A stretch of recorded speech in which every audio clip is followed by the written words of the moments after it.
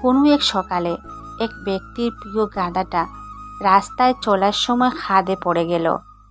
অনেক চেষ্টা করার পরও মানুষটা যখন বুঝতে পারল যে একে টেনে তোলা সম্ভব হচ্ছে না, বরং এভাবে তাকাতে গাধাটাও কষ্ট পাচ্ছে, তখন সে সিদ্ধান্ত নিল ওই গাধাটাকে জীবন্ত পুঁতে ফেলার। এই কারণে মানুষটা তার উপর থেকে গাধার উপর মাটি ফেলছিল। আবার এদিকে যতবারই গাধাটার গায়ে বাড়ি মাটির খণ্ড পড়ছিল, সে তা বারবার জেরে ফেলে ওই মাটির খণ্ডের উপরেই পা ফেলে আস্তে আস্তে উপরে উঠে আসছিল।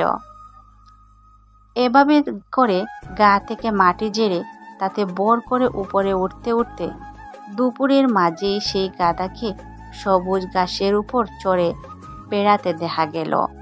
প্রিয় বন্ধুরা, এখানে মাটিটা হচ্ছে জীবনকে সুন্দর করতে যে ছোট ছোট জিনিস দরকার, সেগুলো আমরাও যদি এভাবেই করেই আমাদের সমস্যাগুলোকে গা থেকে ঝেড়ে ফেলে, বরং সেগুলোকে জীবনে উপরের দিকে ওঠার জন্য ব্যবহার করি, তাহলে দিন শেষে আমাদেরও জীবনের সেই সবুজ প্রাঙ্গণেই দেখা যাবে।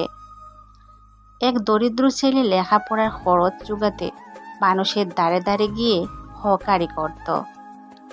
একবার প্রচুর খিদে নিয়ে এক রমণীর দরজায় গেলেও লজ্জায় খিদের কথা না বলে এক গ্লাস পানি চাইল। রমণী বুঝতে পেরে পানির বদলে এক গ্লাস দুধ নিয়ে এলো। ছেলেটা তার দাম দিতে চাইলে রমণী তা নিতে অসম্মতি জানালেন। ওই দিন ওই ছেলে শুধুমাত্র ওই বাড়ি থেকে ভরা পেটেই বের হয়নি, বরং বেরিয়েছে অনেক অনুপ্রেরণা এবং শ্রদ্ধা নিয়ে। অনেক বছর পর বড় শহরের বিরাট এক ডাক্তার হাওয়ার্ড কুলি এক মৃতপ্রায় রোগীর চিকিৎসায় নিয়োজিত হলেন। রোগীর নাম শুনে তিনি তার শৈশবে সেই গ্রামের এক রমণীর থেকে পাওয়া অসীম স্নেহের কথা স্মরণ করে আবেগে আপ্লুত হয়ে গেলেন এবং সাথে সাথে তিনি রোগীকেও চিনে ফেললেন। আরে, এই তো সেই রমণী। কেলি তার সর্বোচ্চ চেষ্টা দিয়ে রমণীকে সুস্থ করে তুললেন, কিন্তু রমণীর হাসপাতালের খরচ দেবার মতো সামর্থ্য ছিল না। তিনি কাউন্টারে গিয়ে দেখলেন ডক্টর কেলি ইতিমধ্যে তার সমস্ত হাসপাতালের দেনা চুকিয়ে দিয়েছেন এবং তার বিলের কাগজে লিখে দিয়ে গেছেন, paid in full with a glass of milk.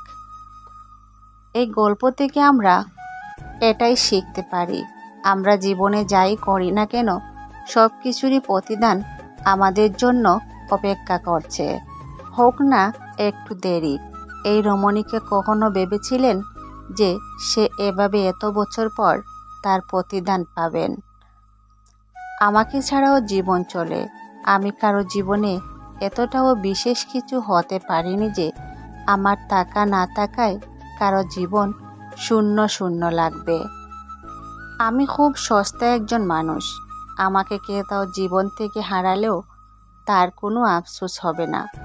আমাকে ছাড়াও সবার জীবন সুন্দরভাবে কেটে যাবে। প্রথম প্রথম তার ব্যবহার দেখে মনে হতো সে আমাকে সব থেকে বেশি ভালোবাসে। এখন তার ব্যবহার দেখে মনে হয় তার লাইফে গিয়ে হয়তো ভুল করেছি। যে পুরুষের হাজার মেয়ের সাথে কথা বলার নেশা লেগে যায়, সে কখনো কোনো একজনকে সত্যিকারের ভালোবাসতে পারে না। যারা বিচ্ছেদের পরেও একে অপরের সঙ্গে যোগাযোগ রাখে, খোঁজ খবর নেয়, তাদের মধ্যে ভালোবাসার কমতি ছিল না। তারা শুধুমাত্র খারাপ সময়ে একে অপরকে বুঝতে ব্যর্থ হয়েছিল। খারাপ সময়ে কেউ কাউকে বুঝতে না পারার কারণে তাদের বিচ্ছেদ হয়েছিল।